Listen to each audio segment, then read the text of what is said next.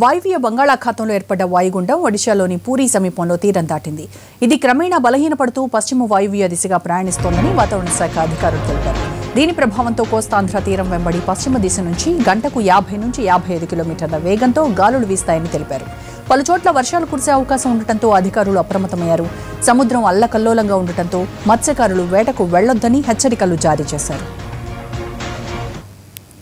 శ్రీకాకుళం జిల్లాలో వర్షాలు కురుస్తుండటంతో నాగావళి, వంశధార నదులకు భారీగా వరద వచ్చి చేరుతోంది. దీంతో నదీ పరివాహక ప్రాంతాల్లోని పంట పొలాలు నీట మునిగాయి. దీంతో ఆవేదన వ్యక్తం చేస్తున్నారు రైతులు.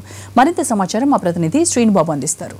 నాగావళి వంశధార వరద ముప్పు శ్రీకాకుళం జిల్లా రైతులకి అన్యాయం చేసిందని చెప్పుకోవచ్చు. ఏదైతే ఒరిస్సా నుంచి వస్తున్న వరద నీటితో జిల్లాలో ప్రవహిస్తున్న ప్రధాన నదులు రెండు కూడా ఉప్పొంగి ప్రవహిస్తున్నాయి. ఈ నేపథ్యంలో లోతట్టు ప్రాంతాలన్నీ కూడా పూర్తిగా జలమయమైన పరిస్థితి. అయితే ఇది కరెక్ట్గా సీజన్ టైము. ఏదైతే వరి నాట్లు వేయడానికి ఇదే సీజన్ టైం. వరి ఆకులు పోస్తారు. దాదాపు ఆకులు 45 రోజుల పాటు ఆకు చేతికి వచ్చిన తర్వాత దాన్ని నాట వేయడం ద్వారా మళ్ళీ వరి పండిస్తారు. అయితే అదంతా కూడా ఆకు అంతా కూడా పూర్తిగా నీట ములిగింది. దాదాపు 48 గంటల నుంచి కూడా నీట ఉండడం వల్ల చాలా వరకు కుళ్ళిపోయే పరిస్థితి ఏర్పడింది. అదేవిధంగా ఈ శ్రీకాకుళం జిల్లాలో ప్రధానంగా పండించే కూరగాయలు కూడా అంతా కూడా కూరగాయల పంటలన్నీ కూడా సర్వనాశనమయ్యాయని చెప్పుకోవచ్చు. మరోవైపు చూసుకున్నట్టయితే ప్రత్యేకంగా గారమండలిలో యద అనే పంట వరి పంట అయినప్పుడు కూడా దాన్ని యద అనే ప్రత్యేక విధంగా సాగు చేస్తారు. ఆ యద పంట అంతా కూడా ఈ నీట ములిగి పూర్తిగా నాశనమైన పరిస్థితి. అయితే అధికారులు ముందుగా అప్రమత్తం చేశారు.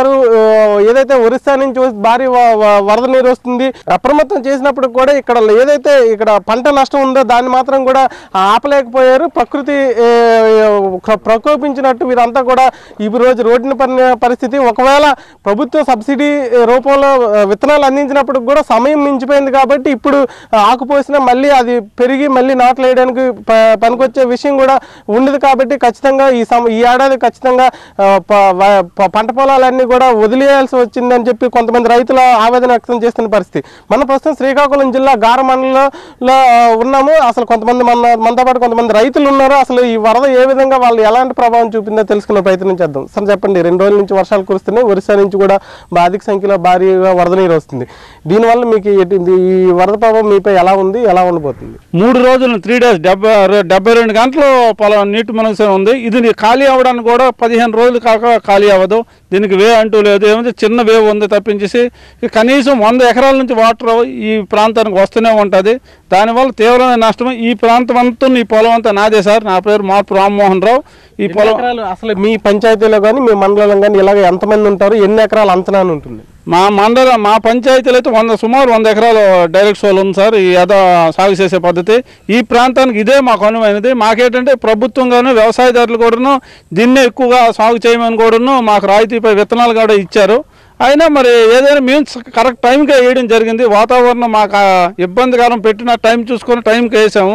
అయినా ఇప్పుడు తీవ్ర నష్టంగా ఉంది. ఈరోజు పంటతో పాటు ఇంకా ఏ పంటలు ఇక్కడ నష్టపోవడం జరిగింది? అధికారులు ఎవరైనా రావడం జరిగిందా, చూడడం జరిగిందా? యాక్చువల్గా మిరప ఒకటి ప్రధానంగా నష్టపోయింది. మిగతాదంటే ఏం లేదు. ప్రధానంగా ఇప్పుడు నారుమల్లు ఈ యద ప్రాంతానికే తీవ్రమైన నష్టము.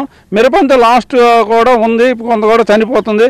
చెరుకు అంతా ప్రస్తుతానికి నష్టం లేదు. కానీ ప్రధానంగా వరి వల్ల నారుమల్లు ప్రధానంగా యద. ఇప్పుడు ఏంటంటే మాకు ఏమాత్రం కూడా నాటుకోవడానికి కూడా అవకాశం లేదు, నారుమల్లు వేసుకోవడానికి కూడా అవకాశం లేకుండా మాకు చాలా తీవ్ర నష్టంగా ఉంది. ఏదైతే యద పంట అయితే పూర్తిగా నాశనం అయింది. దాదాపు 48 గంటల నుంచి కూడా ఇది నీటిలోనే ఉండిపోయింది. దీనివల్ల కుళ్ళిపోయే పరిస్థితి. మరి ఈ నీరు కూడా బయటకు వెళ్ళే పరిస్థితి లేదు. కాబట్టి ఖచ్చితంగా ఇది కూడా ఈ ఏడాది పూర్తిగా పోయే పరిస్థితి అని చెప్పేసి రైతులు ఆవేదన వ్యక్తం చేయడం జరుగుతుంది. సార్ చెప్పండి, మీపై ఎలా ఉంది ప్రభావం? మీది ఏ పంట వేసారు, ఎంత నష్టం వచ్చింది? అంటే దాదాపుగా నేను మొత్తం నాకున్న ల్యాండల్లో మొత్తం కౌలు తీసుకున్నాను సార్. ఆ కౌలు కూడా మొత్తం ఈ రకంగా మొత్తం ఇదైపోయింది. ఆల్రెడీ వాళ్ళకంటే ముందుకుంటే వాళ్ళకి మనం ఇవ్వాల్సిందా ఇచ్చాం పూర్తిగా. ఈ రకంగా మేము నష్టపోయాము. ఆ కౌలుదారు ఏంటంటే పూర్తిగా మాకు విడిచిపెట్టరు. ప్రభుత్వం నుంచి మాకు ఏ సాయం వస్తుందో మేము ఎదురు చూస్తాను. అంటే ఇప్పుడు ఒకవేళ సబ్సిడీ విత్తనాలు ఇచ్చినా మీకు ఉపయోగం ఉంటుందా గవర్నమెంట్ నుంచి, లేదంటే నష్టపరం ఉంటుంది సార్? ఎందుకంటే ఆల్రెడీ ఏంటంటే టైం అయిపోయింది. ఇప్పుడు మళ్ళీ నీరు విడిచిపెట్టి మళ్ళీ మేము తర్వాత నాట్లు వేసుకున్నప్పుడు చాలా టైం పెట్టేస్తుంది. అది పరిస్థితి. ఏదైతే అధికారులు హెచ్చరికలు ఏదైతే అప్రమత్తం చేసినప్పుడు కూడా పంటకు వచ్చే నష్టాన్ని మాత్రం కూడా ఎవరు కూడా పోల్చలేంది. ఏదైతే మేము టైము ప్రకారం మేము ఎద పంట వేయడం జరిగింది, అయితే దురదృష్టవశాత్తు ప్రకృతి వైపరీత్యం సంభవించింది. అయితే ఇప్పుడు ప్రభుత్వమే మమ్మల్ని ఆదుకోవాలి, లేని పక్షంలో మేమంతా కూడా రోడ్డును పడే పరిస్థితి ఏర్పడుతుందని చెప్పి ఆ రైతులు ఆవేదన వ్యక్తం చేస్తున్నారు. ఇప్పటికే అప్పులు చేసి కౌలుకి చేసిన రైతులు కూడా ఇందులో చాలా మంది ఉన్నారు. ఈ కౌలుకి ముందే కౌలు డబ్బులు చెల్లించాం, ఎంతో కొంత దీని మీద ఆదాయం వస్తుంది, ఆదాయం ద్వారా కుటుంబాన్ని పోషించుకోవచ్చని మేము ఎంతో ఆశించాం. కానీ ఈ ఒరిస్సా నుంచి వచ్చిన వరద నీరు మాత్రం మా పట్టులు కొట్టిందని చెప్పి రైతులు ఆవేదన వ్యక్తం చేయడం జరుగుతుంది. కెమెరా పర్సన్ హరితో శ్రీనిబాబు, ఎన్టీవీ, గార్నింగ్.